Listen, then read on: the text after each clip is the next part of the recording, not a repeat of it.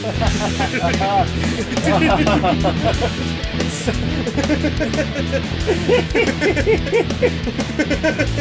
so he said he'd ridden beasts what? 10 times this size. Oh, yeah. Just like your mum. Don't know where my accent was going there, but here we That go. was wonderful. That was less Tamura Morrison. That was more Tom Cardy. Yeah.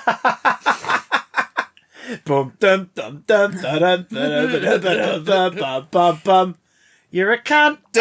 Welcome everybody. We've started Speaking of with which, C word less than a minute in. Bringing up all the notes. Keeks watched 500 Days of Summer last night, and I hadn't seen it for ages, and I watched it and thought, God, Tom's a cunt. In 500 Days of Summer. Yeah. Yeah. He really is, isn't he? He's a real piece of shit. We're absolutely ticking the box of our listenership's point of cultural reference here with 500 Days of Summer. Yeah, there we go. Sorry. Hang on. It was directed by Mark Webb, It was. who directed the Amazing Spider-Man movies. And those are getting a weird prequel-style revision from the internet at the moment. Yeah, I don't do that, guys. Second one doesn't deserve it. They are ultimately not great, but they've got great things in them.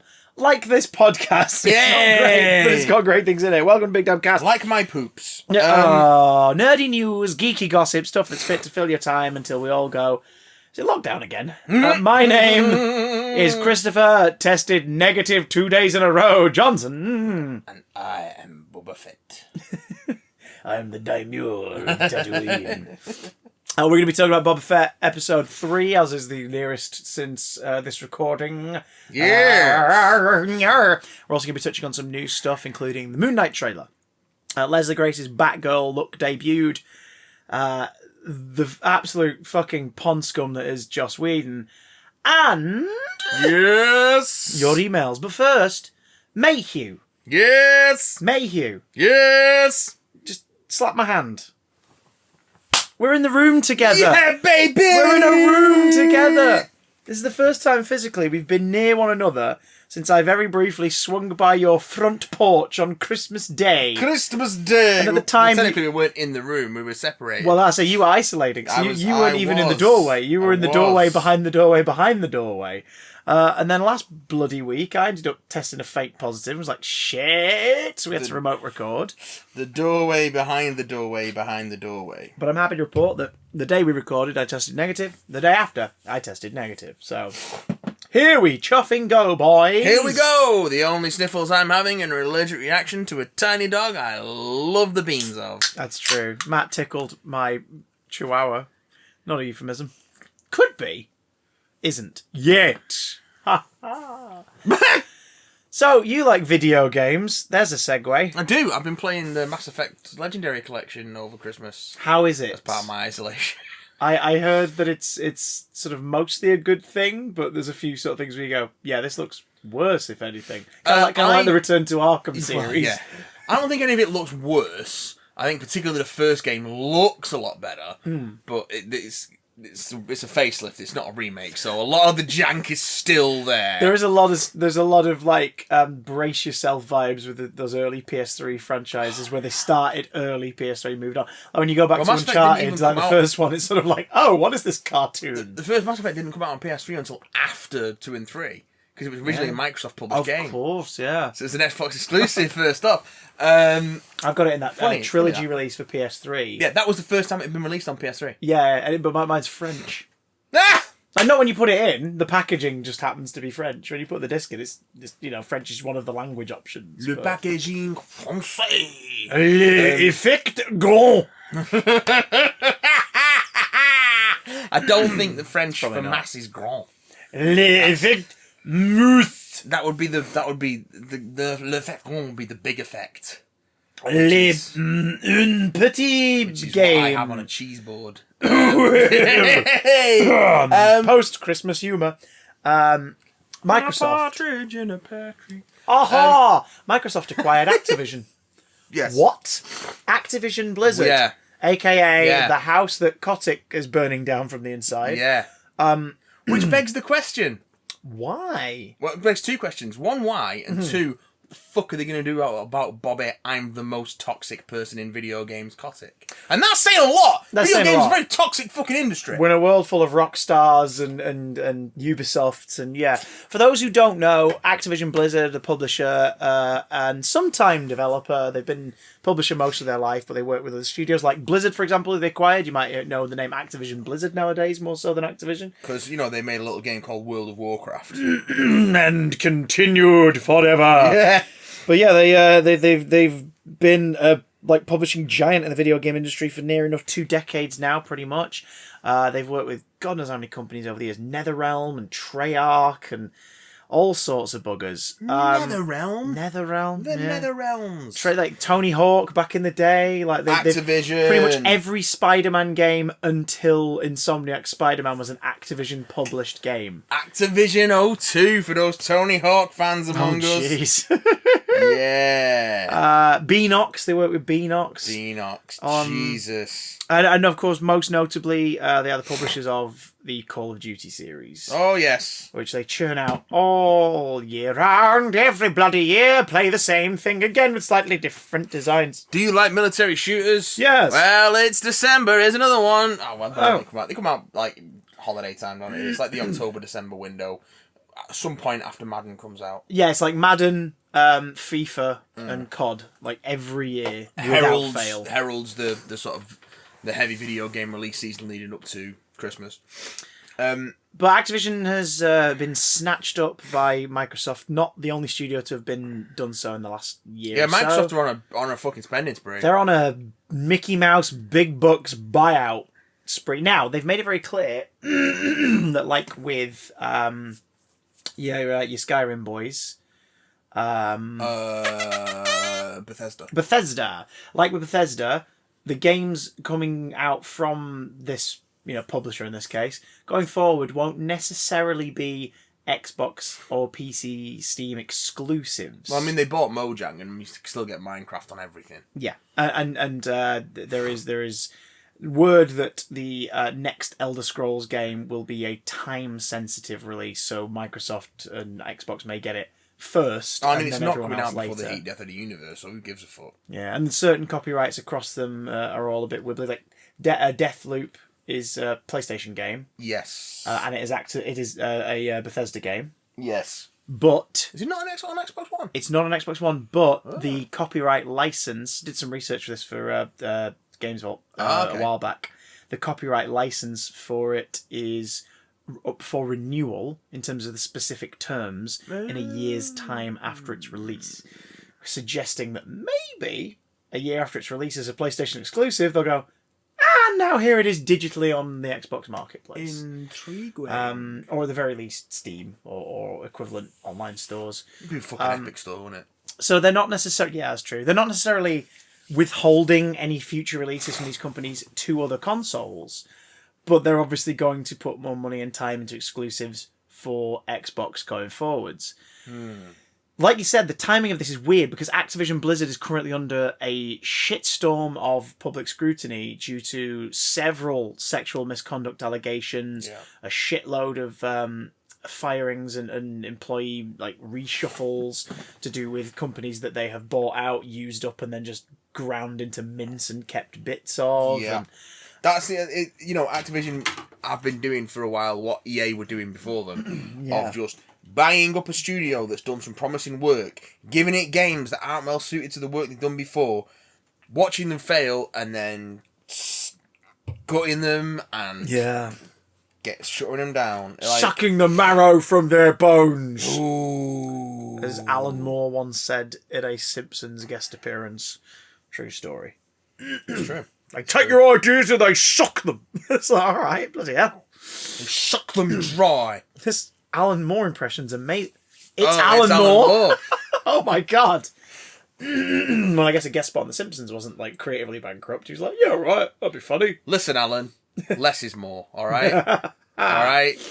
Alright? Anyone out there still defending The Killing Joke as a seminal work today, just go read what its writer has to say about it. He thinks it's its worst work, But he spends that entire statement also talking about how Brian Boland's artwork is incredible on it, and it is. People should look at it just to look at it, and it's like, good on you. It is incredible artwork. Will this mean the end of full platform releases across all hardware for things like Overwatch 2 or the upcoming Call of Duty titles? Maybe exclusive DLC for platforms, perhaps? So here's the thing. Microsoft increasingly have been moving away from being a hardware company. Yeah, and that's moving true. towards being a services company. Like, it wouldn't... A lot of this stuff is probably going to end up being... Well, it seems like the way Microsoft are going is that Xbox is a service that you subscribe to, that you can play on its own hardware or you can stream. Yes, Similar to... Is Stadia even still going? Stadia is still a thing, yes. Jesus. But it's sort of like the... with respect, as I know there is an owner of this in the room, it's sort of like the Wii U of the current options. I don't have my Wii U anymore. Oh my god! I mean, technically I do, but it's at my parents'. Fair enough. I don't think I've touched it for... Before that, I don't think I'd touched it for 2 years. Even in the lockdown. When I had nothing better to do. The power of the Switch. You're now just like, well, I guess I could just download that game under here. And I play got a it Switch again. literally the January before lockdown. Timing! It's just odd to be like, hey, yeah, we'll buy that poisoned chalice. Like, it does make you wonder, like you said, are they going to, like... They're going to keep Kotick, like... Or give Kotick a payout and be like, off you fuck. Because they were asking their head of Xbox, Phil Kelly? I believe so. About... Someone was asking, like, in the press, they were asking him about Bobby Kotick, and he'd been really cagey. And not really... But this merger must have already been in the works. Yeah, God, that's insane. So... Imagine working with and not quite defending but not quite commenting on a toxic arsehole. I think it's unconscionable. So more on that later. Leslie Grace has Leslie graced us with some visual goodness in the form of our first proper look at Barbara Gordon, aka Batgirl, in the HBO Max movie, which I think is now also getting a theatrical release. But it's not like a big widespread run. It might be like a limited run or something like that. Because we still, outside of America, we still don't have dedicated HBO Max platforms for the countries that don't just have it already. And it's kind of annoying. Which means we don't have Peacemaker yet! Oh god, I've been avoiding the internet like the plague. I want Peacemaker! I'm literally doing a little child tantrum thing now. Yes, it was kind of cute. I want it! I gave in and watched the opening title sequence just because people were raving about it. You can't not, and it's glorious. It's fucking magnificent. It's glorious. It's so good, and it's all down to everyone just keeping the sternest of straight faces. I dread to think how many retakes they had to do because people corpsing. It is ridiculous. It's so... And the choreography is just so weird and bizarre. I love it. It's very weird. So yeah, Peacemaker we don't have yet, but Batgirl we at least have a glimpse of. We spoke briefly last week about the leaked images from Glasgow, where the set was being brought out. Yep. People saw it on the streets, including graffiti of a Batman that vaguely is sort of a comic booky version of the Keaton Batman, and graffiti of Robin the goddamn boy wonder. Black Canary and Hugo Strange spotted amongst various posters in backdrops. And now, thanks to Leslie Grace, Barbara Gordon herself, we have a look at what is apparently Barbara's proto-outfit, or the outfit she's going to be wearing. I mean, it looks pretty... for this movie. It looks pretty well established as a costume. Like, it's looking strong. Any hints of it being a proto-outfit suggests to me that later, or by the end, she's going to team up with a Batman, and she'll get, like, a revised outfit at the very end of, like, next time you see her, she's going to look like this. With nipples. They'll probably lean more into the early New 52 design with, like, the black armour and the yellow bat and everything. Yeah. Whereas the look we've got so far is later New 52, purple, like, motorbike, casual, like, jacket and pants with the belt, the shorter cape, with the bright-ass yellow lining. It's not the New 52, the one that came after the New 52 costume. Pre-Rebirth. Batgirl of Burnside costume. Yes! Yeah. Again, basically. pretty iconic. We're seeing a version of that costume in the upcoming Gotham Knights video So it's game a great as well. costume. Like, it is a really good costume. I mean, it's proper. I see. I love it because like different artists have approached it differently, but it's a costume that, based on how you go for it, it can be like the least pin-up superhero-y female superhero costume there is. Yeah, which is nice to move away from. Like, we've been past that point. Yeah, because it depends on who's illustrating it. Some people have had Barbara fill it out a little more, and others have gone more for the idea of now. This is basically it's basically a biker outfit. Yeah, it's a biker outfit with a short cape and a mask. It's like, okay, and what a way to debut it. Also, let's get the image up on the goddamn screen. I love seeing that image. Let's get it up on the goddamn screen. Look at that hair. Looks great. Look, she's pouting with such power that whole building is crumbling from the sheer just vibes she's throwing. The power of this woman on display right here. She looks so cool. Yeah, I really dig it. It has had a mixed reception online, mostly from hardcore DCEU / Restore the Snyderverse fan sets have had a really, really big sort of, this is ridiculous. It's like, you know what I say to them? Why is it ridiculous? That's what I say to them. Fair enough. I mean, ew, but okay. Broccoli. Wait, what? So, yeah, I obviously that's not all Restore the Snyderverse fans are making those complaints, but enough that it's sort of becoming quite apparent online that there is a big section of that fan base that will not accept anything DCEU anymore until they know Zack is involved in it in some way. # not all grognards. Yeah, I mean, James Gunn got a bit of a battering from some of them this week because they assumed that, like, Peacemaker's not Zack Snyder's DCEU, so screw you. And you had to point out that, like, choreographers or like, stunt coordinators and that he worked with on the Suicide Squad and this were people that Zack recommended to him. Yeah, yeah. Like, they talk together all the time. Like, how much more, it's his blessing for this can you get than, yeah, Zack helped me find the right people to pull this off. Like, it just doesn't... It's so bizarre. I really do hope that they all get some kind of closure in some form, be it a film or, even hell, just like a HBO miniseries that continues, the Justice League Snyder Cut or whatever. But come on, like, still, you can still enjoy the other DC stuff that's being produced. Like, I mean, Batgirl looks like it's going to be a hell of a lot of fun. J.K. Simmons reprising his role as Gordon. Gordon the Gopher. Gordon the Gopher. Michael Keaton playing Batty McBat-Bats. Bats, Bat and Bats. Michael Keaton reprising his role for Multiplicity. Yeah. So this is clearly going to be set in some kind of post-Flashpoint, everything's been changed around a little bit continuity, and is it? You know what, fair enough. Do we care? Well, does anyone care? Here be the thing. The Snyderverse and stuff adjacent to it has been put really under the microscope again this week for various reasons. One of which is all the muddled continuities of everything going forwards. Oh god, do we have to talk about it now, don't we? One of the other things is how the fan bases are kind of getting behind genuine campaigns to oust shitheads in that industry, but using it to score points for the Restore the Snyderverse thing instead of, just dealing with shitheads. It's like going, that guy who murdered 15 people, what a dickhead. This never would have happened if Quantum Leap had not been cancelled. # bring back Quantum Leap. It's like, right, hang on. Listen, Fred West was a serial killer, but at least he admitted to how many people were in his garden. Jesus. But he cancelled Firefly. But you see what I mean? It's like none of that is relevant to the actual case at hand. Yeah, yeah. You can support Ray Fisher and not turn it into a Restore the Snyderverse argument. I think he should support Ray Fisher. Yeah. And not turn it into a Restore the Snyderverse argument. Yeah, because... one thing is important. The other is not. Yeah.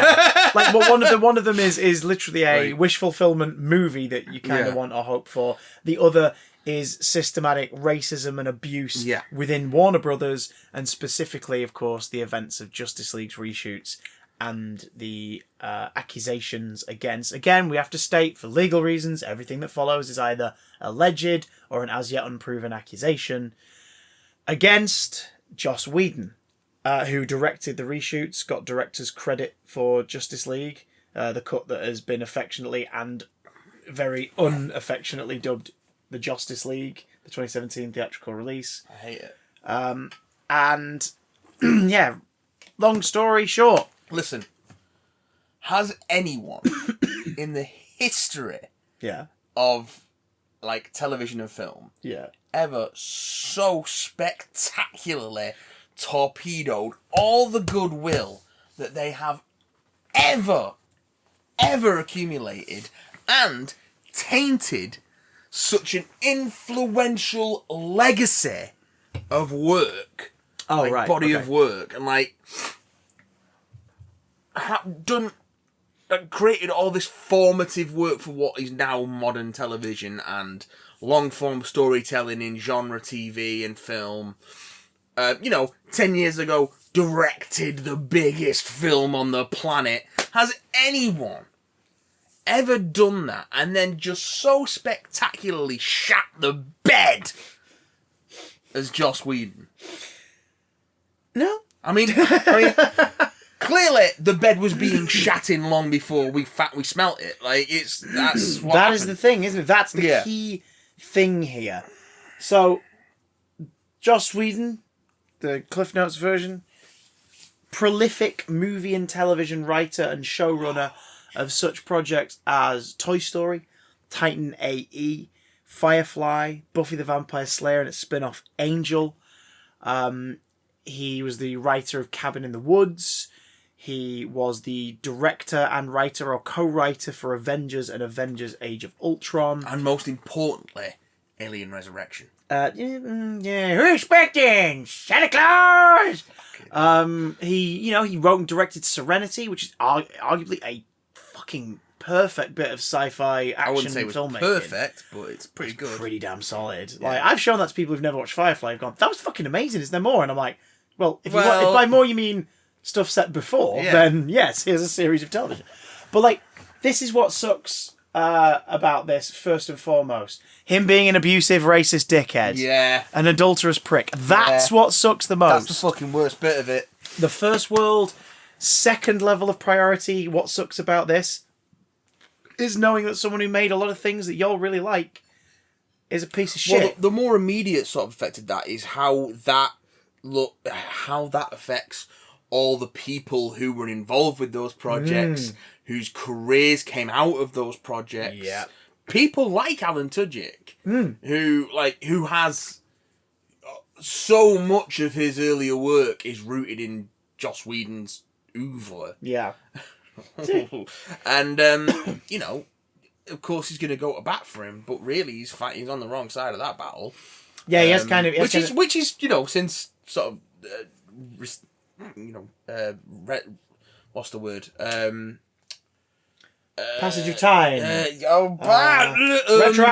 Retroactively fixed. That's yes, he has since retracted statements of mass support, but unfortunately phrased them in a way that will say, it didn't happen to me, so I'm not familiar with it. Yeah. And it's like, yeah, I get that. Maybe say what Anthony Stewart Head said a few years ago, where he says, I never saw any of it, but that doesn't mean it didn't happen. Yeah.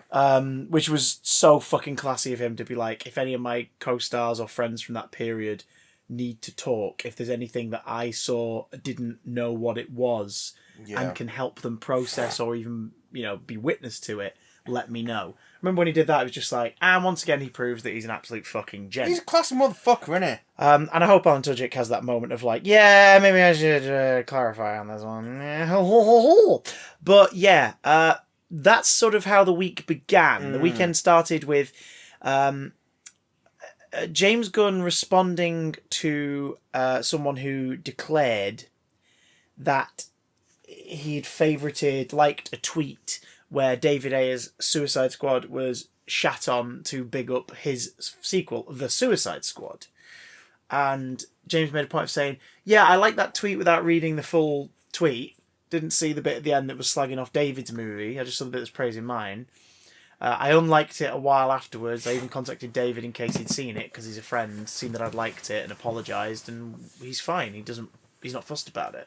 David Ayer even then joined in the tweet conversation to be like, yeah, I don't care. People pissing and moaning about that. I think they're being babies. Like, you do you, James. I support you all the way. And it was like, wow, okay. These two totally are like, they definitely, when the Suicide Squad went into development, they definitely had a conversation where James was like, are you okay with me doing this? And David Ayer's gone, well, my version's not going to happen. Yeah, go for it. Why not? You got my support. Let's go. It's like, fair enough. Ray Fisher, the actor of Cyborg, then used that as an excuse to chime in and say, all right, nice one, James. Now explain this one. And showed a screen grab of James having liked a tweet of Alan Tudyk at the time of Joss Whedon's accusations first coming out a few years ago. Alan Tudyk saying, Joss has only ever been kind and wonderful on the sets I've worked on. He's been a great showrunner and a good friend. James liked that. This screen grab was clearly taken around the time that happened because the timestamps on it are like 1 hour ago, 3 hours ago. So that means Ray Fisher or people on the internet have held on to that screen grab for years. James then replied to Ray Fisher and said, sure, I'll absolutely explain that. So Alan's a good friend of mine. The time this stuff was coming out initially, and this was before Ray Fisher sort of had chimed in a bit more to talk about it. This was, if I remember correctly, when everything was about to come out. His interview where he first discussed it was about to come out. Yeah. We'd already had Kai Cole, Joss Whedon's ex-wife's blog a year prior that talked about his several affairs with young actresses and people working on the shows. Which, again, we still don't know the specifics of. And to be honest, it's none of our business. But we'll get into why the legacy is utterly dismantled from that alone. Never mind the other stuff.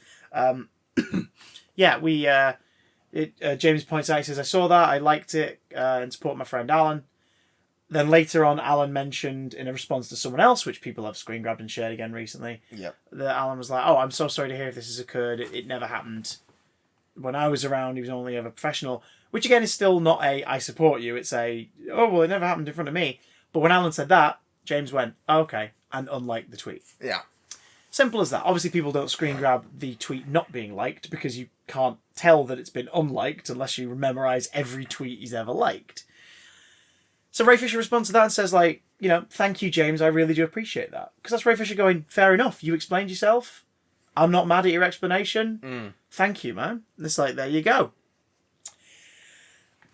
It was almost like the internet was preparing us for the shitstorm that was to come by reminding us briefly of the Justice League stories, Ray Fisher's still unspecified encounters with Joss and what things... We've got some loose ideas, including one where he basically said that like if they didn't get on, maybe if he like fought back against him in any way, like he wouldn't have a career. Yeah. Which he also threatened Gal Gadot with. Yeah. Which seems to suggest that he has a somewhat overinflated sense of his own power. Yeah, and it part of the murky waters going into all this has been the fact that we still don't know the specifics of Ray Fisher's. Again, we've said this before, you should always believe a victim or, an accuser off the bat so that they have support. You shouldn't necessarily attack the accused. Because time may prove, sometimes in a short window, sometimes in a long window, that the accused isn't actually in the wrong. So, at least this way, you're offering a possibly, potentially, supposedly in pain, traumatized individual your support without attacking somebody who could turn out to actually be decent. Yeah. Like, you should always wait until they have made their statement and proved that they're an absolute shitheel. See Kevin Spacey's creepy videos and throwing of the entire gay community under the bus to explain away his abuse of young men. What a piece of shit Kevin Spacey is, guys. Yeah. Hello. So there is that. Sorry, the cat's just walked in. Hello. That's what I was saying hello to. So there is that. Without us knowing the specificity of Ray Fisher's encounters with Joss Whedon, it has been very like, we stand by Ray. I stand with Ray Fisher. #. But don't attack Joss yet. Then more stories came. Charisma Carpenter talked very openly about the fact that he essentially got her fired from Angel for getting pregnant. Yep. Even though he was aware of this. Yep. James Masters retold a story, and James Masters has some weird shit around him too. He's not perfect. And a lot of the people we're going to mention aren't. Ray Fisher seems like a nice enough guy, but if accountability is greater than entertainment, what about Amber Heard? What about Ezra Miller? What about Ben Affleck? You can't. Yeah. What about Gal Gadot? Like, you can't just specifically ignore all of that to target the Joss thing. It's true. Like, one battle at a time, but when your co-stars have done some fucked up shit or alleged fucked up shit, maybe bring them into this accountability greater than entertainment umbrella. But When Chris Carpenter comes out and talks about experiences there, when James Masters comes out and talks about the fact that Joss pinned him up against a wall and yelled at him when he realised that Spike was becoming a popular character in Buffy, because obviously the way American TV seasons worked at that time, they were still in production while the first batch of episodes had gone out. So we could see that viewers loved Spike and he wanted to kill Spike off. Yep. So he did, seemingly, and then brought him back a few episodes later, and that becomes part of Series 2's plot. Yep. But he basically said, I don't care how big for your boots you're going to get, I'm killing you. I kill you. And James Masters at the time took it as well, okay, wow, all right. It's obviously going against his plan. And has since realised that's not how a writer should act or behave towards one of their actors or anyone on their staff. More stories came out. Then that thing I said, very rarely happened. 2 days after the James Gunn, Ray Fisher almost discourse, but not quite. Almost, but not quite discourse, yeah. Variety and its pull-out magazine, New York, released its cover interview with an alleged vampire, is what the title of the article was called. Because, of course, for legal reasons, they can't outright say he did all these things. Yeah. But what they did was, they sat down with Joss Whedon. Yeah. Now, this is weird. No one's sitting down with Kevin Spacey to interview him about his accusations. Nope. No one is taking the time to interview Ansel Elgort at all during They West Side might be Story's trying press. to. They might be trying to, but they're not getting access. We're not going to know, are we? Yeah. Now, this means that Variety, or Joss, or a representative of Joss, approached the other party and went, should we do this? So what you would imagine this would be, for him to be like, cover interview of this pullout. It's my first interview since all these accusations have started coming out for the last few years. You think that what he'd be doing is stepping up to that dictaphone, sitting across from the interviewer, and proving his innocence. Move of a smart person. Yeah. Yeah. Or, again, if he's innocent, or knew that he was in the wrong but was making amends privately, you don't make a public thing of it. Just generally a good plan is to not shit all over you. If every person who'd ever sort of talked about him doing really horrible things had started saying over the course of the last few years, Joss approached me, Joss has talked to me, we've talked it out, I forgive him. I mean, some people were saying they just approached him and that was the problem. Yeah. Good lord. But if they come out and said, Joss approached me, we talked, I don't forgive him, but I'm also not going to hold it against him, he seems to be trying to be better, or he is better, and he's, whatever. Yeah. If people came out and said that, then we'd all go, that's wonderful. We're not ready to see you right away, but you're obviously on a path of growth. Again, we've mentioned him a lot in this podcast. James Gunn. Back in the day, a lot of shock jock humour, a lot of really shitty, filthy, dark jokes in his social media, his blogs and his websites. Since then, he's moved into telling stories for family audiences or more kind of niche, nerdy audiences that have a bit more of a mainstream appeal.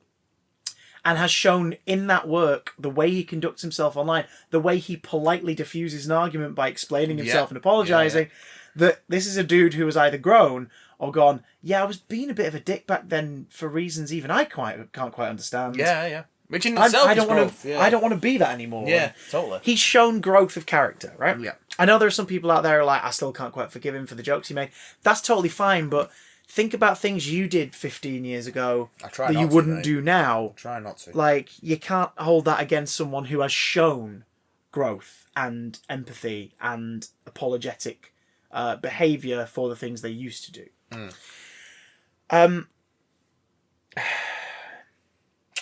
Joss Whedon basically confirms every story in this interview. If not in a here's how it went down and they are telling the truth. He does kind deny of way. In a, some stuff. Well, no, what really happened was probably this.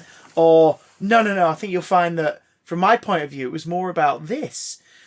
But he also doesn't show any remorse beyond feeling sorry. It's for himself. It's the ultimate in, he's not sorry for what he did. He's sorry that people found out about what he did. It's almost like he's incredibly egotistical. Yeah. Highlight reel. What were your favourite fucking hell, man? What's wrong with you moments? Because I think my favourite standout, holy shit, what is wrong with you? Jesus. was his explanation of the Gal Gadot feud. Gal Gadot, in the last couple of years, has said that he spoke to her on set in a way that was incredibly harmful and offensive. At one point, he told her she would never work in this town again. That old chestnut. That phrase should be banned. This is back in early 2017. Yeah. So her star was already rising in terms of like American cinema and everything. And yet he felt like he had that power to do that. She was refusing to shoot the gag where she falls on top of the Flash in... Oh, yeah, where the Flash falls on top of Wonder Woman. Oh, yeah, they were. And lands in her boobs for a split second and corrects himself. A gag which she, as the actor, was like, yeah, this wasn't in the original cut of the movie, and I don't like it as an addition, can we not do it? And right up until the day, on set, Joss is like, no, we're doing it. We are doing it. What is wrong with you? When I tell you to do it, you do it. And what ended up happening in the end is, as those who've seen the Justice League cut of the film can attest, that gag is in there. Ezra Miller is the Flash in that moment. He has said as well, like, he knew it was all uncomfortable, but he had to check with Gal's stunt double who fills in for that shot. He checked with her if it was okay, and she was like, yeah, no, sure, we'll do it, whatever, let's go. You sure he checked with her and didn't choke with her? Oh, Jesus, again, accountability greater than entertainment, yeah, there we go. But, you know, they tried to make it as comfortable a scenario as they could after the actor playing the role of Wonder Woman said she would refuse to do it. He, in this interview, says that what happened there wasn't necessarily that Gal, felt like he was threatening her. It's that she interpreted it that way because English isn't her first language. Wow. Yeah, Gal... Wow. speaks pretty fluent English Godot. Yeah. Apparently, it was lost in translation either socially or literally. Speaks fluent enough English to be an English language movie star. Yeah. Just, the fuck?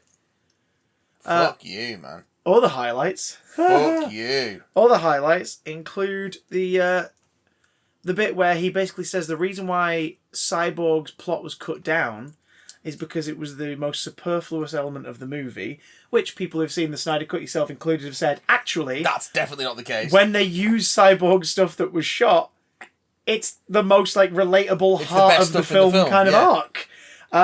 But the other reason for that was the studio, says Whedon, didn't think Fisher was a good enough actor. He didn't think Fisher was a good enough actor. The wording he uses is a bad actor in both senses of the word. And then later on he goes on to say that the plot made no sense. Yeah. The subplot made no sense and the performance was subpar. Yeah. So he's just outright saying, Ray Fisher feels upset and feels like I attacked him. I didn't. But he's shit and so is his storyline. Yeah, he's a bad actor.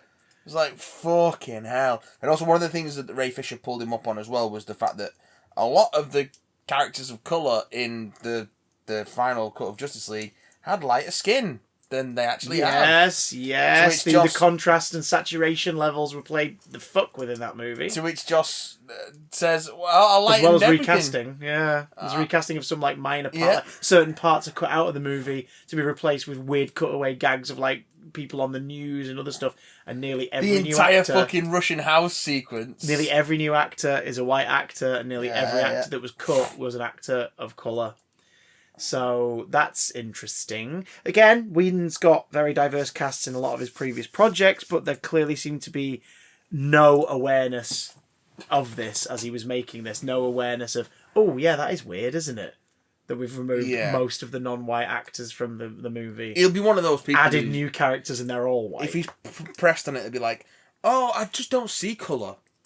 One of them wankers like that. It's like, sure, cool. But when you put your cast up on a big board in the office, which always happens, there's always a casting board in the production office with pictures of everybody, either headshots or in character. You didn't look at that and go, oh, it's weird that we removed nearly all of the non-white people from this movie. That's a lot of white. See, here's the thing, right?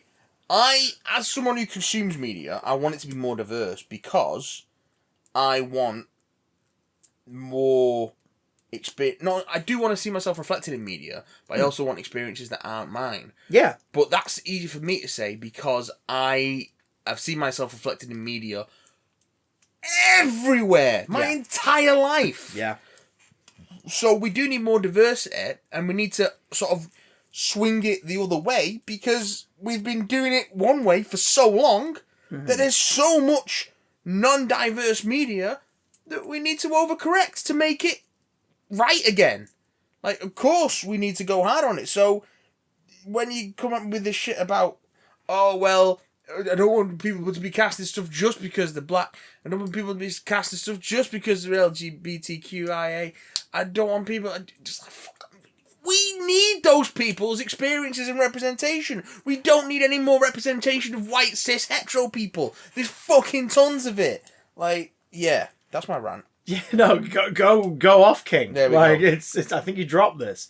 Like, it's just, yeah, agreed. That's what I think. Agreed. I was asked about that genuinely over December. Someone on a production I was involved in said, like, oh, do you find it weird that it's harder for you to get castings or get seen for things now because there are so many auditions that specify non-white performers? And I went, well, personally, career level, it's a little tough. But you know what? Fine. Yeah, it's like, not... if you want to balance the seesaw, because I'm in entertainment not to make money, I'm in entertainment because, like, that's what I want to do, and I'm trying to juggle it and make it work. To balance the seesaw, you need to put an equal amount of weight on the other end. To put an equal amount of weight on the other end of the seesaw, it's going to have to tip the other way for a bit before it levels out. Yeah. Because it's not equal weight to what's there now. It's equal weight to what's been there for the past 100-odd fucking years. Like, give it time. I don't mind losing out to, not losing out to roles, but, like, losing the chance to audition for certain things or new projects being focused more on non-white stories. I mean, how many of those jobs are we going to get anyway? Oh, exactly. You know what I mean? Exactly, but it's but at the same time, it would have gone to just like another white person, because casting directors, can be very just. Oh well, I'm going to say it because this I'm sells not really here in the or this industry sells anymore. there. I'm going to say it because I'm not really in the industry anymore. Casting directors have no fucking imagination. There you go, boom. There you go. There it be. So like, it's about time to raise up new voices. There's a reason why if we really like a piece of media that sort of like celebrates non-white voices, we'll go out of our way to talk about it. It's not virtue signaling. We just think, wow, we learnt a lot from this. We got a lot from this. You guys will too, hopefully. Like, you fucking go. Just, anyway. Let's do fucking better. Yeah. How about that? Ray Fisher has commented as of 4 hours ago of this recording on the Joss Whedon situation. Oh. He's put, Joss Whedon had nearly 2 years to get his story straight. He's likely spent tens, if not hundreds of thousands of dollars on PR, crisis management, and coaching. And his response to the allegations is, they all misunderstood and or are out to get me. Also, my mom is sexy? ? Because he goes into an uncomfortable amount of detail in the interview about weird shit, how he feels how he's felt within relationships, Yeah. how he got with people through productions. Again, he doesn't name names, but how he got with people during productions, and he that's the only thing where he sort of takes accountability a little bit is for the adultery. He talks about that quite a bit without going into specifics to, you know, for people's sake of people's privacy. But he goes into that and sort of talks about it as like, yeah, no, I was in a horrid place and this is how I felt and this made me feel good. And at the time, obviously, you blindside him, you move on and la la la. And then at the end of it, he sort of surmises it with like, but, you know, it happened. And you're like, you're not going to apologise? You're not going to say sorry or... Let me find a quote that I screenshotted and sent to Keeks last night because it was just spectacular. Just spectacularly fucking stupid. Oh, come on, load up. Don't. It's just one of those things of like, why? Why would you say this? Why would you say this and not think, it's going to cause you some problems? It's like, what the fuck were you thinking? What were you actually thinking? I don't think he's ever thought. That's the point. That might be the case. Might be the case. Where the fuck is this thing that I... While you're teeing that up, I'll bring up a tweet that was doing the rounds. A former writer on Firefly, who was part of the staff team on the production, put her story out after this article came out, talking about how one night, instead of just giving her notes, like taking her aside and making some requests or you know, asking, like, what is this? I don't understand where you're coming with this. She could explain herself and you'd be like, oh, right, okay, well, fair enough. We'll try it more like this or whatever. Called in a meeting, got everybody everyone in the staff, the writing staff and the production at the time, to come into that meeting. And basically for 90 minutes, she says, and some people have backed her up, bollocked her, did a mock PowerPoint presentation about why her script is shite. And everyone in the room, like, wasn't joining in.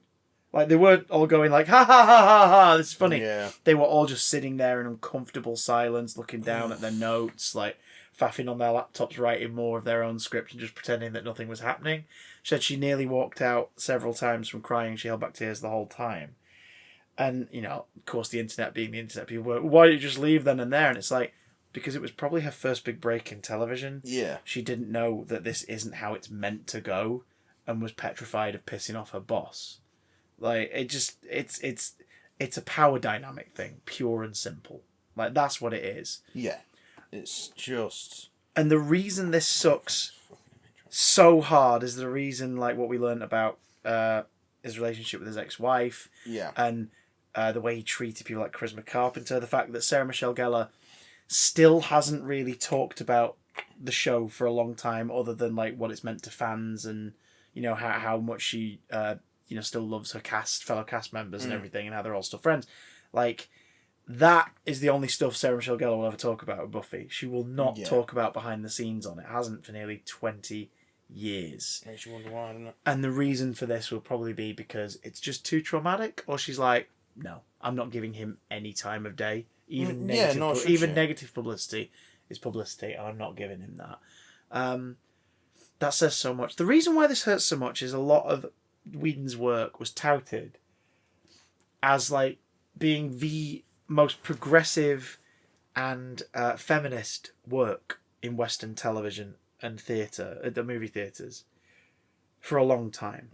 Buffy the Vampire Slayer is, whether you all realise it or not, an incredibly influential show for so many reasons. It reintroduced the notion of the 45-minute format episode, which in the 90s was popularised by shows like The X-Files and things like that.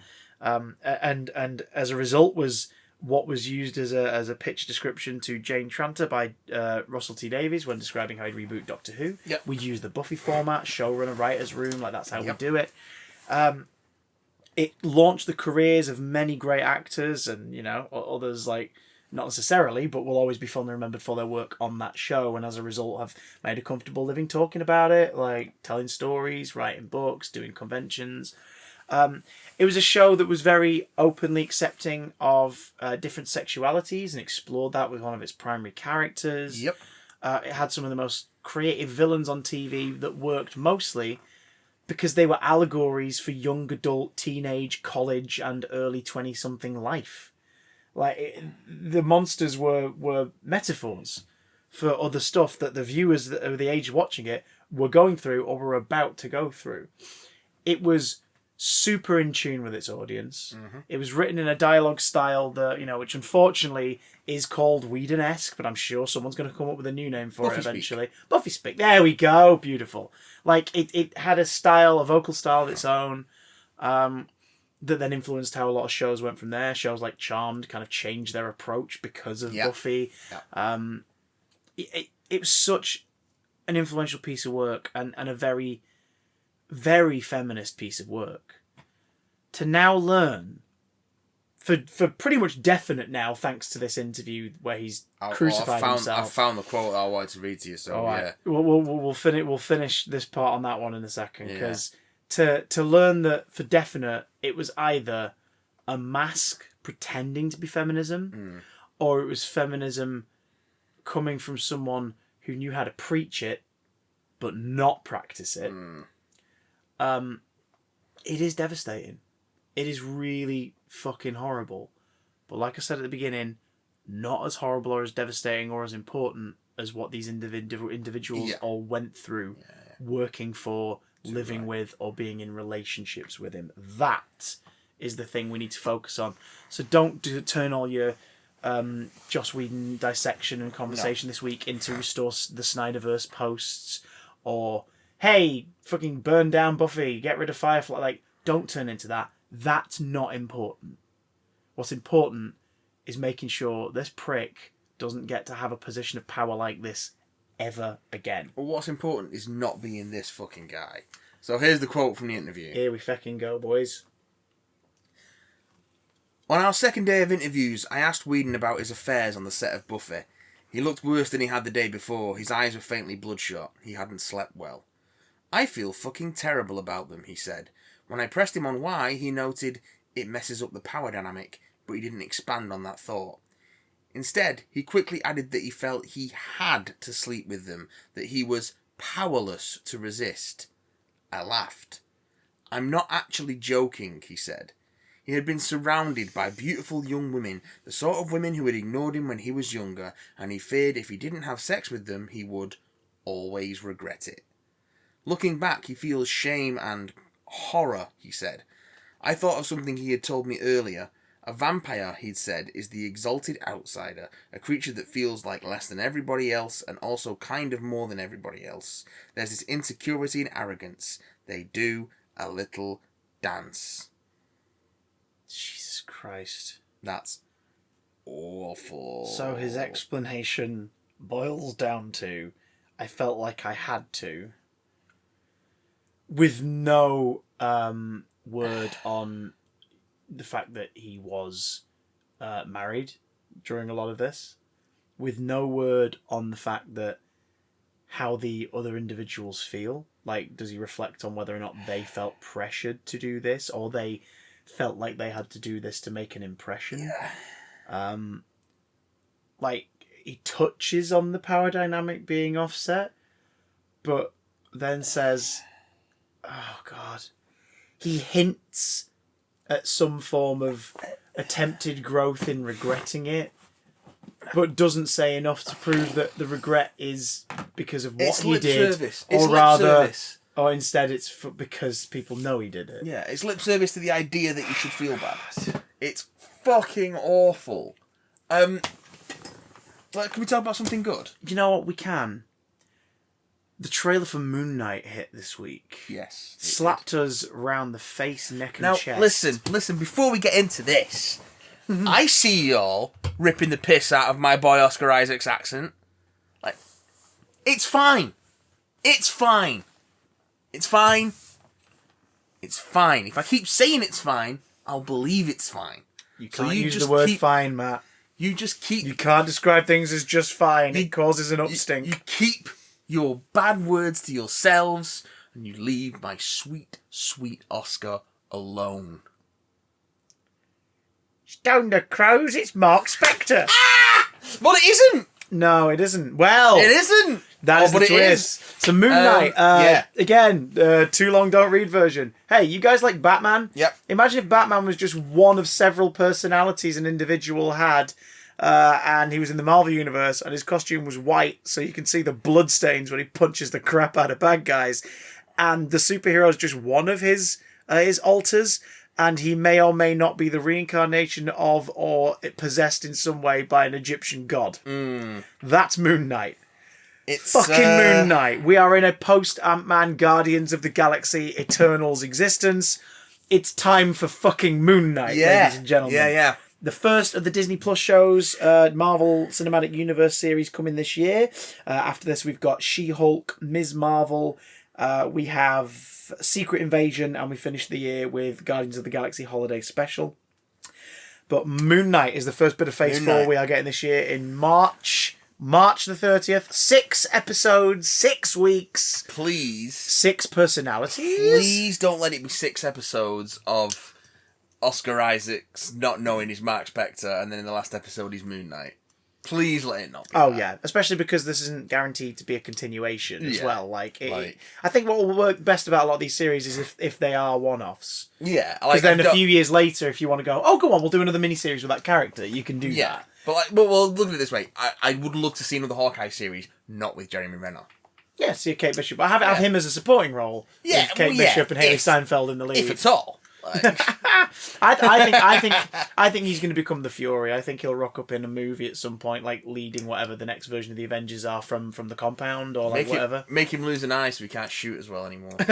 He's deaf and half blind. Half deaf, half blind. And just plug up one of his nostrils for shits and giggles. Yeah. Just a cork. He just gets stuck in there on Christmas and he's like, I can't get it out. All right, okay. and then shave half his hair off and be like, Yeah. "That's for your endgame haircut." So Which he did shave half his hair off. It's just that he did 25% on each side of his head. I don't hate that haircut. It's just a bit odd. it is odd. It's an odd choice, but I don't hate ducktail's it. weird. The ducktail's weird. Yeah, When yeah. you can't see the ducktail, woohoo, it looks okay. So, fucking hell. Moon Knight, starring Oscar Isaac, as a very confused, very scared, very sleepless man living in London. What's his name? Stephen. Stephen. Who, according to this trailer, one day, amidst all of his usual day-to-day daydreaming and hallucinating and fearing for his life and Yeah. seeing things that aren't there, receives a phone call from somebody who calls him Mark. Yeah. What a fucking way to go into the concept, to be like, oh, so you read the comics, right? Okay. So you're Cool. probably expecting this to start in Egypt or in New York City? Nah, we're going to start in media res for him. Like, the world around him is trying to bring it to the status quo of the comic that we're adapting. He's not involved yet. Like, he's doing something else over here. So, the adaptation they're going for, it appears that Mark Spector / Stephen has DID, dissociative identity disorder. Let's hope that they sort of play it respectfully, but aren't afraid to go, no, part of this is actually because he's possessed, it's not DID. You know what I mean? If they're going to go, he's partially possessed, then they need to then go, it's not DID. Do you know what I mean? And make a point of saying it was diagnosed as this because it was the only thing they could explain it as being. Yeah. But it turns out. Because he's being approached by some shady-looking Egyptian godlike silhouette in corridors. His reflections are staying behind. I love the sleep montage of him getting ready to dream, listening to like a sleep help app, and then waking up, and it looks completely different. He's in like different clothes. He's tucked into bed, tries to leap out, but is still cuffed by the leg to the bed. Yeah. So it's like, no, those dreams might have been real. It might have been the night before. Or, it looks trippy as balls, and I think that's the pull for me. So yeah, I'm down to clown with that. I think it's going to be a nice, visually interesting story to tell. We don't know, if any, the comic book connections for Ethan Hawke's character, because Google says he's one person, but Wikipedia with the press release and it says he's someone else. Both are different names. The general belief seems to be that he's playing Arthur Harrow, who is a one-shot, like, one-and-done Moon Knight villain from the 80s. Yeah. So Very cult leadery. Clearly shooting on the Universal Studios backlot in LA for this one, because they had to shoot a lot of this during the pandemic. Yeah. So, yeah, there's a lot of shots in it where like his cult are there and stuff. Where I'm looking at it going, pretty sure I've been past that on the tram at Hollywood Studios Universal. So yeah, that's the vaguely European set that they've got on the backlot. I recognise that. It was in the Curb Your Enthusiasm season finale once when Larry was out of the country. Yeah, Hill Valley is literally round the corner. Just out of view. Ethan Hawke with an insane haircut. The bit where he is driving a vehicle with a gun in his hand and sort of clearly wakes up in a different personality, a different alter, and looks to the gun and is like, the fuck? Yeah. It's like, that is... Yeah. Yeah. And the very brief glimpses we get of Moon Knight, the costume's made of bandages. Yeah. So there's some mummification design iconography being used here. And we now get a closer look at the shot from the preview, the Disney Plus preview. Yeah. The thing he's beating the piss out of on the floor is the god, the creature. Yeah. So it's like, oh, because in the original preview it's just a thing on the floor. Yeah. And now you can see its limbs and its staff, and you're like, what the fuck is going on? Yeah. I'm excited for this. I'm excited for this. I'm really excited for this. Looks fucking weird, and Did you I'm see the here poster? for it. Yes. This big old fucking like Moon Knight Batarang looking piece of shit. Yeah. Like, yes, with blood on the tip. Because that's the beauty of his costume. It's white. Yep. So y'all can see the stains. Even when it wasn't white, the costume and their mask were black, but the logo and the cape were bright white. Yeah. So there's always going to be somewhere for the blood to go. There run, a short run, that Warren Ellis did it with Declan Shelby on art. And Declan Shelby was very, very good at using the sort of negative space as part of the costume and the cape and stuff. Yeah. Very cool visual. I just can't believe we're at the point where Moon Knight, Mate. just fucking Moon Knight. Moon Knight and Oscar's accent. Oscar Isaac's accent. We're gonna. I think we're gonna eat well this year. As far as if you like the MCU, we've got quite a lot coming out. We've got on Disney Plus the 5 shows I've mentioned, but for the films we've got Doctor Strange in the Multiverse of Madness. We've got Thor: Love and Thunder. Yeah. We've got Black Panther: Wakanda Forever. So Which is there's quite a resuming few filming things coming again out. now. It has with Letitia Wright. rumours of heavy rewrites because Letitia Wright has come back, but Winston Duke has negotiated a new contract for a more substantial fee, implying that maybe he's got a more substantial role in it. Either as an antagonist, as an ally, or even maybe as the new protagonist. You want to give me Winston Duke Black Panther? I'll take it. Just give me more Winston Duke. Please give me do. more Please give me more Winston Duke. More scenes with Winston Duke and Lupita Nyong'o together, and I'll be like, it's a fucking Us reunion again. This makes me very happy. I like it. I thought you were doing an impression of Red then. No. What I will do though, in the shadow, is tell you that I really enjoyed this week's episode of the Book of Boba Fett. Yes, I was going to sing the theme Unlike song. most of the internet, I knew it. I knew it was going to happen. So spoilers for the Book of Boba Fett episode 3. I knew they were going to kill the Sand People. Knew it. Yeah, the Tuscans. I knew it was coming. Just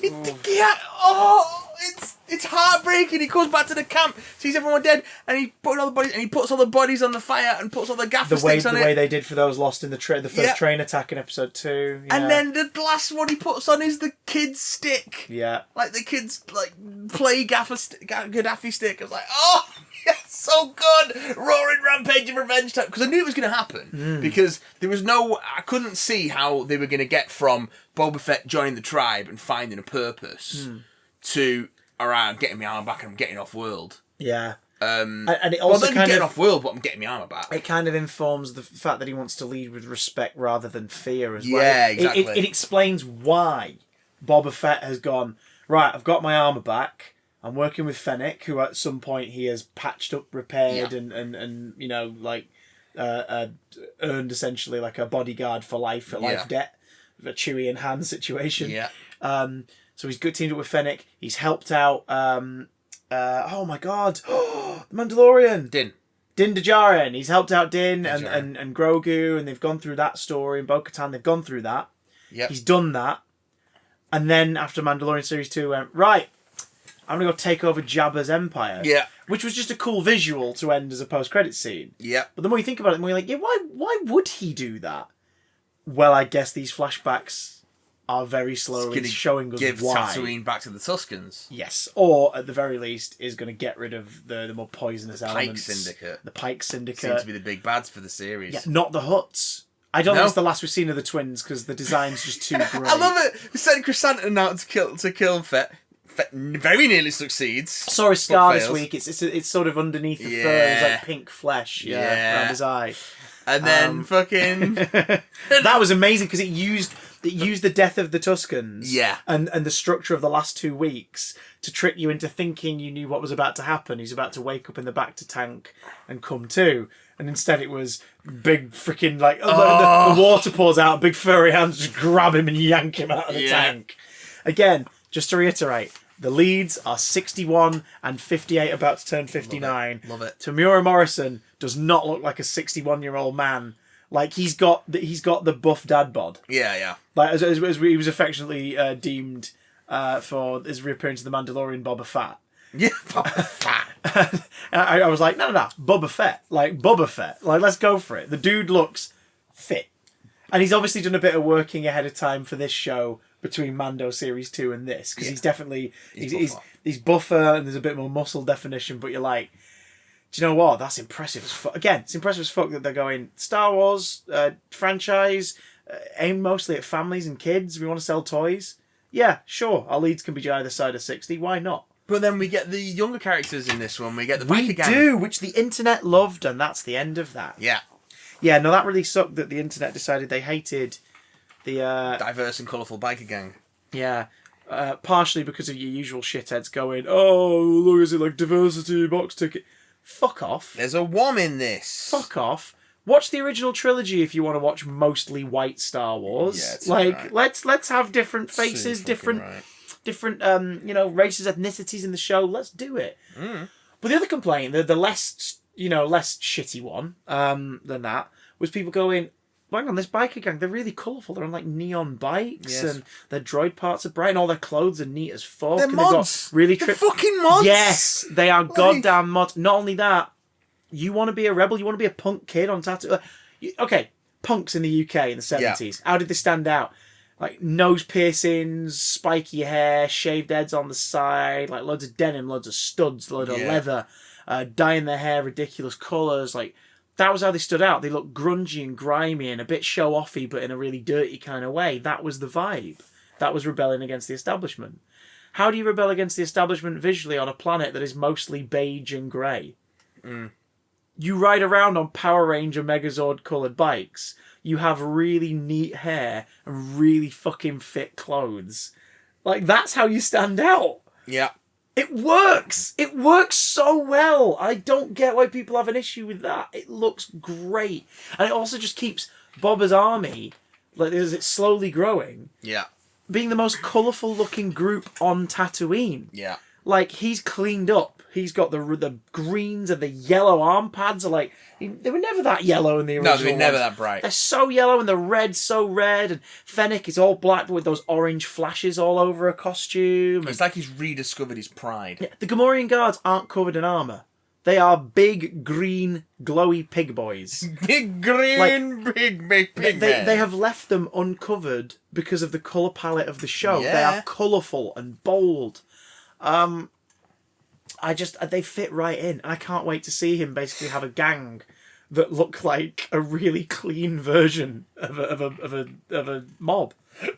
Why not? Different. Yep. We find out that the Hutts supposedly were not the ones who originally attempted to assassinate Boba, even though they did send in their large Wookiee boy, whose life is spared, and that is like Boba's gift to the Hutts, that he's going to release their bounty hunter and spare his life. Yeah. Which obviously you can see the fuzzy fella being really annoyed about, but accepting and then legging it when he's told to go.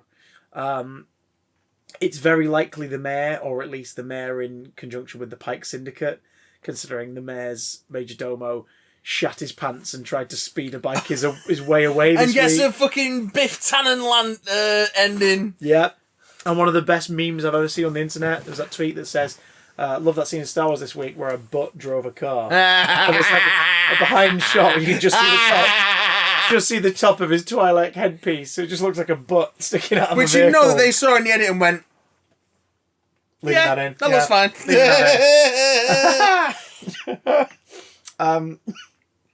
So that was pretty cool. Really, really, really loved the little nod to, again, Boba building up the Empire, beginning with the Hutts offering. And it I know it's fan service, but it also is logical. Like, oh, he's going to have a Rancor? Okay, that's just a bit obvious in it. Yeah, but who's brought it to him? The Hutts. They probably do this deal in all of their establishments everywhere. Yeah. Like, it's not like some rando person's gone, here's a Rancor for you. It's, yeah, we've got a bunch of these, here you go. Complete with, because this was another episode directed by Robert Rodriguez. We'll call him Robbie. We're on good terms with good old Robert Rodriguez. Old Spy Kids McGee. Yeah. Robert Rodriguez, he directed episode 1 and he directed episode 3, and he brings along one of his alumni in true sort of Robert Rodriguez style. Danny motherfucking Trejo is Rancor in Star Wars. trainer. He's the new Rancor trainer. He and Tamura got to work with a big ass physical prop for a lot of this week, a big ass Rancor puppet. We learn that we learn more about the Rancors in film canon. Yeah. Like, we learn that, they're bred to be guard dogs or pit creatures or fight, but, like, they're not that necessarily. It's sort of something they've all genetically started to become more aggressive because it's just how they've been bred. But they can be really gentle with the people they bond with from an early age. Yeah. So the idea is that I think you should spend more time with it. And Bob was like, yeah, I'm going to spend all the time with it. I'm gonna Which is a great idea because you know that Jabba and Co didn't give a shit about their Rancor. But Bob was like, fuck yeah. Like, is this my new pet? Amazing. I'm going to love it. I'm going to look after it. I'm going to teach it to be a badass. I'm going to show it that it's cared for. You will teach me to ride it. You're going to teach me to ride it. Ride the Rancor. I've ridden beasts 10 times as big. And every Star Wars holiday special fan around the world went, yeah, you have. Yeah, you have. Yeah, you We've fucking have. seen it. Well, you can get it on Disney Plus now. You can get that animation on Disney Plus. Yes, I noticed that. They won't dare put the rest on. No. Although it does get mentioned. There's a documentary on there. I can't remember. The Boba Fett one. Oh, yeah. Under the helmet, where they talk about the holiday special for a bit, and you see footage of other bits of it. And it's like, aha! They're acknowledging its existence. Hooray! Ah. It's only a matter of time. Yeah. But yeah, it won't be on Plus, but they'll probably release it on like DVD for a limited run and be like, there, are you happy? No. Everyone go buy it. I'm literally never going to be happy again. They'll make it like a special feature on a re-release. Oh god, imagine if they just go, fine, here's the theatrical cut of the original trilogy, and buried on disc 4. It's There it holiday is. Special. Yay! We're doing it. Ba ba ba ba ba da ba da da Ba ba da ba ba da ba da ba. Hey. Ba ba. Oh, Wait. What? Wait. What? Was it Cloris Leachman or Betty White who was in the holiday special?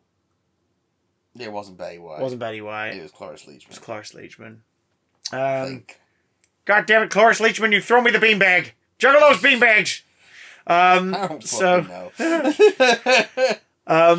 Yeah, You're R.I.P. Betty asking White. me. R.I.P. Betty White, and Yeah. happy 100th birthday, Betty White. So It's a sad time. it sucks. Thank you for being a friend.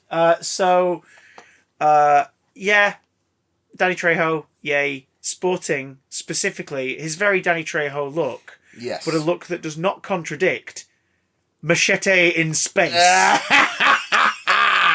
Well, that's what he did. He thanked Robert Rodriguez on Twitter saying that Machete finally got to space. Yeah, I also love that he says that the bio for his Twitter account says like Danny will tweet from here from time. So obviously his management is like Danny will tweet from here from time to time. Remember, Machete don't text. And it's like yeah, that's why he doesn't tweet because Machete don't text. Machete do not text. The end of Machete Kills everybody. There was a teaser trailer for the next one, Machete in Space, which was a joke trailer that they were sort of like, if we do make a third one, fuck it, why not?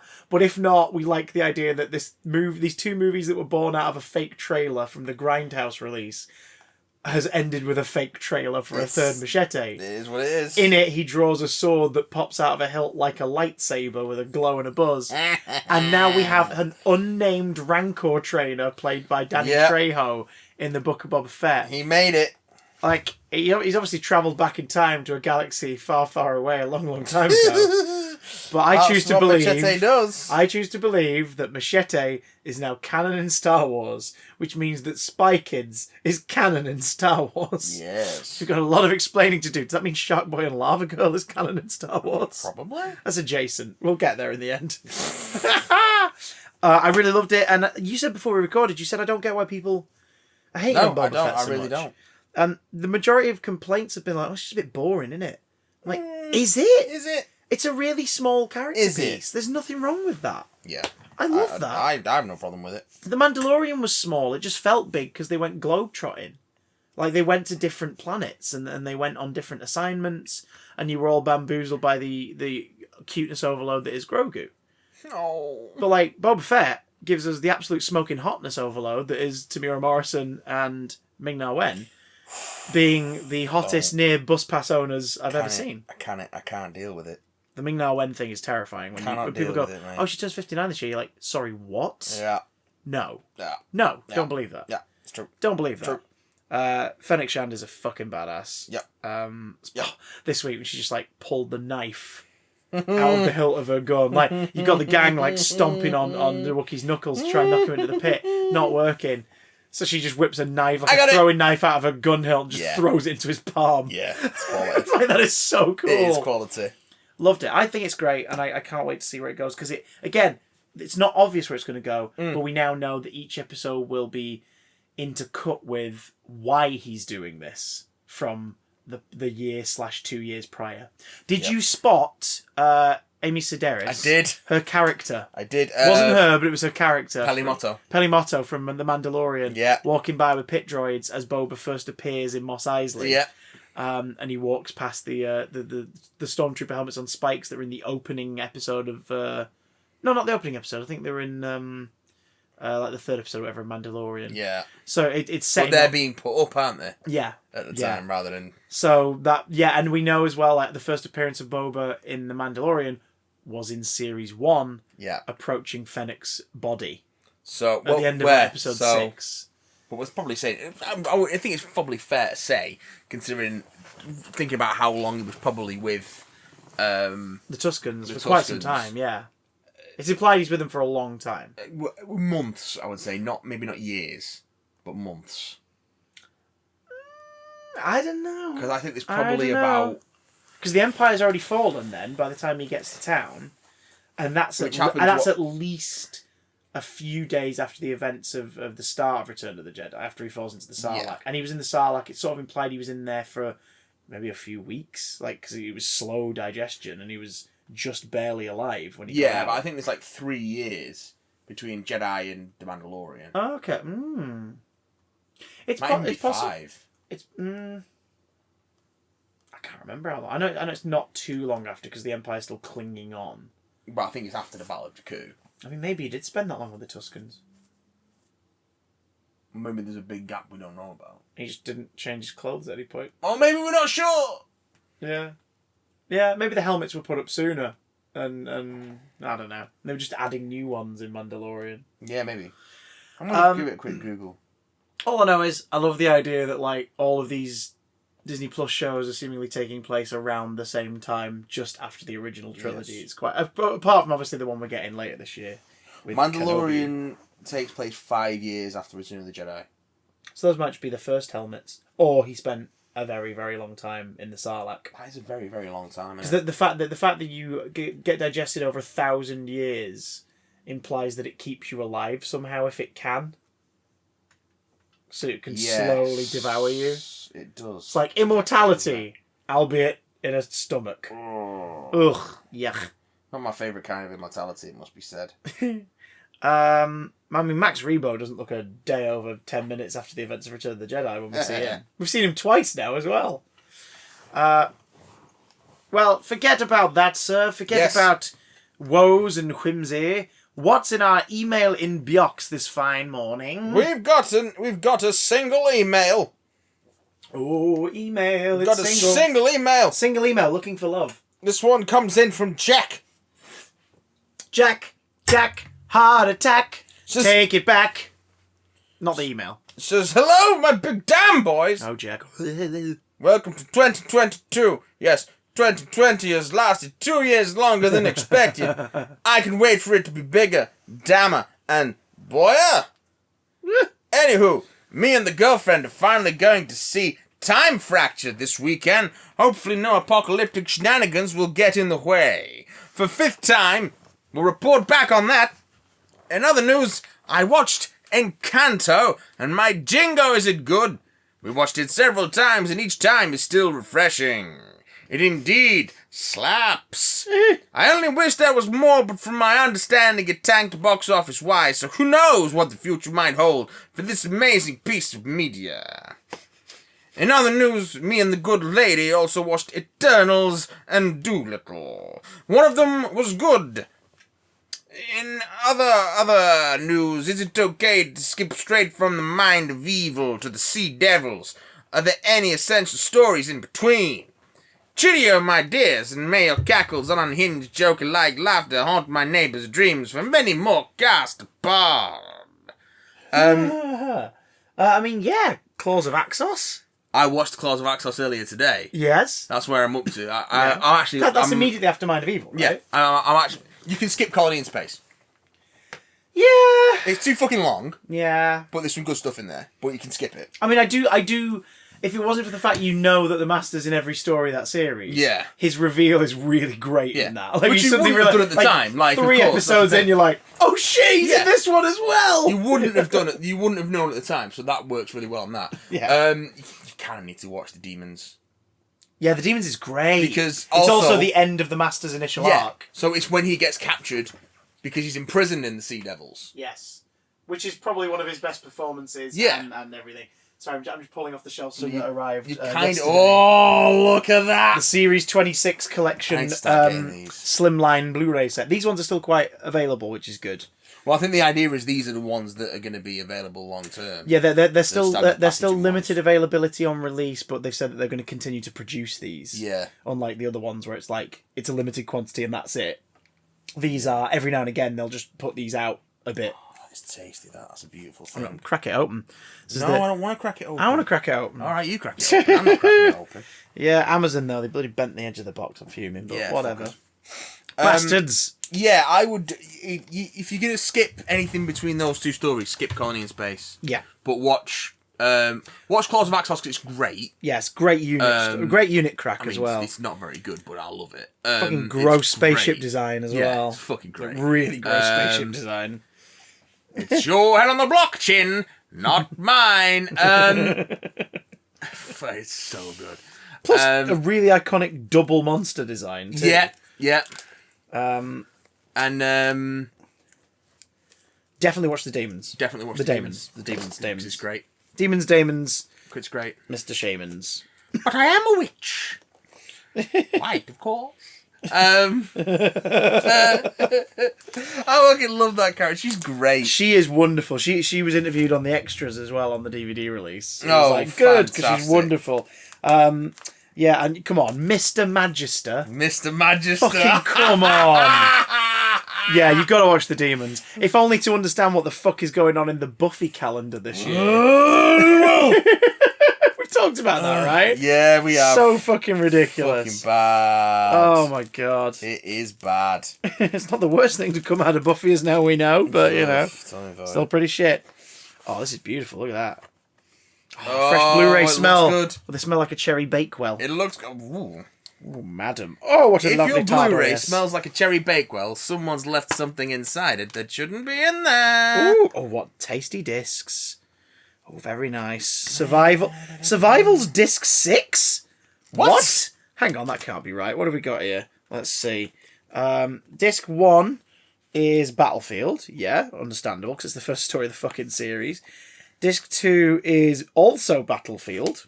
It'll be Battlefield Special Edition. Disc 3 is Ghostlights. Oh, Yeah. God, his design. Disc 4 is Curse of Fenric. Disc 5 is also Curse of Fenric. Disc 6 is Survival. Because Disc Curse 7 of is Fenric bonus. and Battlefield have special editions, don't they? Of course, yeah. Let's Like have the a movie, look at like the movie edits. Oh, Yeah, so beautiful. look at that. We fight like animals. We die like animals. Yes, Disc 1's Battlefield TV version and special edition. Yeah. Disc 2 is the VHS version. Oh. Making of documentary and a bunch of special features specific to Battlefield. Ah. Disc 3's Ghost Light. Ghostlit. In all of its glory. It's lit, bro. Disc 4 is Curse of Fenric TV version and the special edition. And Disc 5 is the extended VHS version and the making of documentaries. Then Survival on its Todd. And on the bonus disc, Sophie Aldred in Conversation. Showman, The Life of John Nathan Turner. That's the big new documentary. Endgame, What Might Have Happened, had Doctor Who continued in 1990. Yeah, I like it. The Seventh Doctor Revisited, documentary made in 2013 to celebrate the 50th anniversary. So that's one of the things that they put out on TV in America. Yeah. So you can watch it on here as well. Who Peter, 63 to 89. Oh yeah, that was an earlier DVD special feature with Gethin Jones presenting it. And the Blu-ray trailer, The Promise, the one with the short film with Ace, A Charitable Earth. Yeah. These Blu-ray sets are beautiful. I've dipped into them a little bit for some of the stories we've revisited since we've been doing the marathon. Obviously, after having done the classic marathon, we're not in a rush to watch all the classic series again, but it's quite nice to know that when we do tuck into it, we can start watching some of them in high definition with new special features. I've been following along with the marathon. Well, I've been doing it. You have, yeah. Yeah, I'm looking forward to the season 8 review, Hey. which I'll get to in a couple of days. Do you know what else I'm looking forward to? What's that? They're still getting in touch. Hey, how are they going to do that? How are they going to do it, Chris? They can do it via bigdamcontact@gmail.com for long-form conversation. You can also tweet us at BigDamCast. Ooh, mince. Absolutely they can. Ooh, mince. You can also hit us up on the Patreon to keep the lights on and get ready for some bonus content in the coming months. Patreon.com/BigDamCast. Yeah. Before we go, 291 down. 9 to go. Ooh. I don't do that. That'll give me the wrong idea. Yeah. It's not a Doctor Who thing. Let's Russell cast some.